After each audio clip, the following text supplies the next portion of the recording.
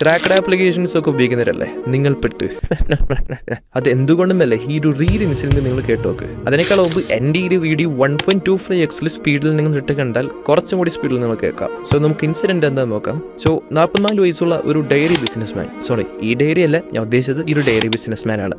So ഇയാൾക്ക് വാട്സപ്പിൽ നിന്ന് ഒരു അനോണിമസ് ആയിട്ട് ഒരു കോൾ വന്നു. ആ കോൾ ഇങ്ങനെയാണ്: ഞങ്ങൾ ബാങ്കിൽ നിന്നാണ് വിളിക്കുന്നത്, ഇമ്മീഡിയറ്റ് ആയിട്ട് കുറച്ച് ഡീറ്റെയിൽസ് ഒക്കെ നിങ്ങൾ അപ്ഡേറ്റ് ചെയ്തിട്ടില്ലെങ്കിൽ ഇപ്പോൾ തന്നെ നിങ്ങളുടെ ബാങ്ക് അക്കൗണ്ട് സസ്പെൻഡ് ചെയ്യുന്നതാണ്. ഇങ്ങനെയാണ് അയാളോട് അവർ പറഞ്ഞത്. ഇത് കേട്ട് പാനിക്കായി ഇയാൾ അടുത്ത് എന്താ ചെയ്യേണ്ടതെന്ന് അവരോട് ചോദിച്ചു. സോ അവർ പറഞ്ഞത് ഇങ്ങനെയാണ്: ഞാൻ വാട്സപ്പിൽ ഒരു ആപ്പ് അയച്ചു തരാം, ആ ആപ്പ് ഡൗൺലോഡ് ചെയ്ത് ഡീറ്റെയിൽസ് ഒക്കെ എൻ്റർ ചെയ്താൽ ഈ ഒരു പ്രശ്നം സോൾവ് ആവുന്നത്. ഇത് കേട്ട് ഓടിച്ചാടിപ്പോയി അയാൾ ആ ആപ്പ് ഡൗൺലോഡ് ചെയ്തു.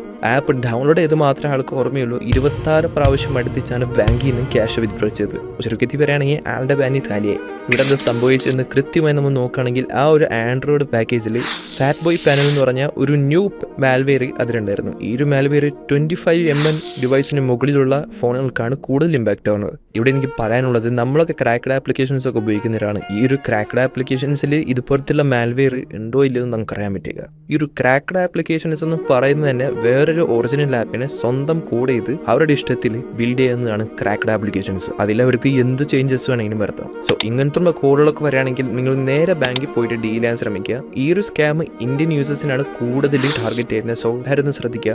ഏജ്ഡ് ആയിട്ടുള്ള ആൾക്കാരൊക്കെയാണ് കൂടുതൽ മിസ്റ്റേക്ക് പറ്റുന്നത്. സോ അതൊന്ന് ശ്രദ്ധിക്കുക. സോ ഈ വീഡിയോ ഇൻഫോർമേറ്റീവ് ആണെന്ന് ഞാൻ വിചാരിക്കുന്നു. സബ്സ്ക്രൈബ് ചെയ്തിട്ടെങ്കിലും ലൈക്ക് ചെയ്തിട്ടെങ്കിലും പോവുക. അപ്പോൾ ശരിയെന്നാ.